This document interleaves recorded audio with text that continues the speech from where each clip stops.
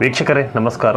ದಕ್ಷಿಣದ ಚಿರಾಪುಂಜಿ ಎಂದು ಕರೆಯಲ್ಪಡುವ, ಹೆಚ್ಚಾಗಿ ಕಳಿಂಗ ಸರ್ಪಗಳು ಕಂಡುಬರುವ 13 ಭಯಾನಕ ತಿರುವು ರಸ್ತೆಯನ್ನು ಹೊಂದಿರುವ ಆಗುಂಬೆ 90ರ ದಶಕದ ಮಾಲ್ಗುಡಿ ಡೇಸ್ ಚಿತ್ರೀಕರಣಕ್ಕೆ ಪ್ರಸಿದ್ಧಿಯಾಗಿದೆ. ಇಲ್ಲಿ 106 ಬಗೆಯ ದೈತ್ಯಾಕಾರದ ಭಯಾನಕ ಮರಗಳನ್ನು ನೀವು ಕಾಣಬಹುದು.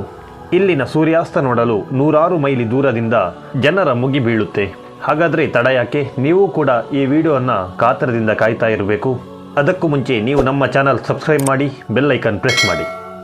ವೀಕ್ಷಕರೇ, ಆಗುಂಬೆ ನಮ್ಮ ಕರ್ನಾಟಕದ ಮಲೆನಾಡಿನ ಶಿವಮೊಗ್ಗ ಜಿಲ್ಲೆಯ ಒಂದು ಪುಟ್ಟ ಗ್ರಾಮ. ಈ ಸುಂದರ ರಮಣೀಯ ಸ್ಥಳ ಇರೋದು ಪಶ್ಚಿಮ ಘಟ್ಟದಲ್ಲಿ. ಆಗುಂಬೆಯಲ್ಲಿ ನಿರಂತರ ಮಳೆಯಾಗುವುದರಿಂದ ಇದನ್ನು ದಕ್ಷಿಣದ ಚಿರಾಪುಂಜಿ ಎಂದೇ ಕರೆಯಲಾಗುತ್ತೆ. ಆಗುಂಬೆಗೆ ಹೋದರೆ ಯಾರೂ ಕೂಡ ಸನ್ಸೆಟ್ಟನ್ನು ಮಿಸ್ ಮಾಡಿಕೊಳ್ಳೇಬೇಡಿ. ಇದು ಮುಖ್ಯ ಪಟ್ಟಣದಿಂದ 10 ಕಿಲೋಮೀಟರ್ ದೂರದಲ್ಲಿದ್ದು ಪಶ್ಚಿಮ ಘಟ್ಟದ ಅತಿ ಎತ್ತರದ ಶಿಖರ ಎಂದು ಹೆಸರು ಪಡೆದಿದೆ. ಅರೇಬಿಯನ್ ಸಮುದ್ರದ ಮೇಲಿನ ಅತ್ಯಂತ ಸುಂದರವಾದ ಸೂರ್ಯಾಸ್ತವನ್ನು ನೀವು ಈ ಬೆಟ್ಟದ ಮೇಲಿಂದ ನೋಡಬಹುದು. ವೀಕ್ಷಕರೇ, ಆಗುಂಬೆಯ ಇನ್ನೊಂದು ವಿಚಿತ್ರ ವಿಸ್ಮಯ ಅಂದರೆ ಇಲ್ಲಿನ 3ನೇ ಘಾಟ್ನಲ್ಲಿ ಒಂದು ಬೃಹದಾಕಾರದ ಬಂಡೆಕಲ್ಲು ರಸ್ತೆಗೆ ಚಾಚಿದಂತೆ ಕಾಣುತ್ತೆ. ಇದು ದೈತ್ಯಾಕಾರವಿದ್ದು ಆನೆಯ ಮುಖವನ್ನು ಹೊಂದೋದ್ರಿಂದ ಇದನ್ನು ಆನೆಕಲ್ಲು ಎಂದು ಕೂಡ ಕರೆಯಲಾಗುತ್ತೆ. ಹಾಗಾದರೆ ಬನ್ನಿ ವೀಕ್ಷಕರೇ, ಈ ಬಂಡೆಕಲ್ಲಿನ ವಿಶೇಷತೆ ಏನು ಎಂದು ತಿಳಿಸ್ತಾ ಹೋಗ್ತೇನೆ. ಪಶ್ಚಿಮ ಘಟ್ಟದ ಮಡಿಲಿನಲ್ಲಿರುವ ಆಗುಂಬೆಯ ಮುಖ್ಯ ಮಾರ್ಗದಲ್ಲಿ ಕಾಣಿಸಿಕೊಳ್ಳುವ ಆನೆಕಲ್ಲು ಸ್ಥಳೀಯರ ನಂಬಿಕೆ, ಭಯ ಮತ್ತು ಆಚರಣೆಯ ಕೇಂದ್ರ ಬಿಂದು. ಇದು ಒಂದು ಬೃಹತ್ ಏಕಶಿಲೆಯಾಗಿ ನಿಂತಿದ್ದು ಇದರ ಆಕಾರ ದೂರದಿಂದ ಆನೆಯ ಮುಖವನ್ನು ಹೋಲುತ್ತದೆ. ಸ್ಥಳೀಯರ ನಂಬಿಕೆಯಂತೆ ಈ ಕಲ್ಲನ್ನು ಒಡೆದು ಹಾಕುವುದು ಅಪಶಕುನಕರ. ಅದಕ್ಕಾಗಿ ರಸ್ತೆ ರಿಪೇರಿ ಸಮಯದಲ್ಲೂ ಈ ಕಲ್ಲನ್ನು ಒಡೆದು ಹಾಕಿಲ್ಲ. ಈ ಆನೆಕಲ್ಲನ್ನು ಒಡೆದು ಹಾಕಿದರೆ ಇಲ್ಲಿನ ಆಗುಂಬೆ ಘಾಟ್ ನಶಿಸಿ ಹೋಗುವುದು ಎಂಬ ಗಾಢವಾದ ನಂಬಿಕೆ ಇನ್ನೂ ಕೂಡ ಜನರಲ್ಲಿದೆ. ಮಳೆ, ಬಿಸಿಲು, ಗಾಳಿಯನ್ನು ತಡೆದು ನಿಂತಿರುವ ಈ ಏಕಶಿಲೆ ಆಗುಂಬೆಗೆ ರಕ್ಷಾ ಕವಚದಂತೆ ನಿಂತಿದೆ.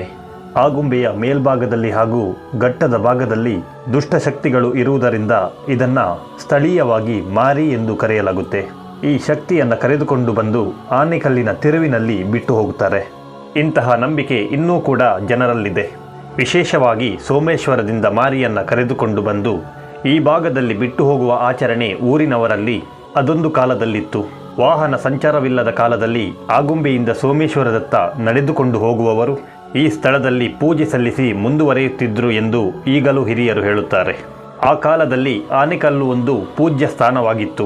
ಒಟ್ಟಾರೆಯಾಗಿ ಆಗುಂಬೆಯ ಆನೆಕಲ್ಲು ಒಂದು ಕೇವಲ ಕಲ್ಲಲ್ಲ, ಅದು ನಂಬಿಕೆ, ಆಚರಣೆ ಮತ್ತು ಪ್ರಕೃತಿಯೊಂದಿಗೆ ಬೆಸೆದ ಸಾಂಸ್ಕೃತಿಕ ಪರಂಪರೆಯ ಜೀವಂತ ಸಂಕೇತ. ನಂಬಿಕೆಗೂ ವಿಜ್ಞಾನಕ್ಕೂ ನಡುವಿನ ಸಂಗಮವನ್ನು ನಿರಾಕರಿಸಲಾಗದು ಎಂಬುದು ಸ್ಥಳೀಯರ ಅಭಿಪ್ರಾಯ. ವೀಕ್ಷಕರೇ, ಇದಿಷ್ಟು ಆಗುಂಬೆಯ ತಿರುವಿನಲ್ಲಿರುವಂಥ ಆನೆಕಲ್ಲಿನ ಬಗೆಗಿನ ಒಂದಿಷ್ಟು ಮಾಹಿತಿಯಾಗಿತ್ತು. ಮತ್ತೆ ಸಿಗೋಣ.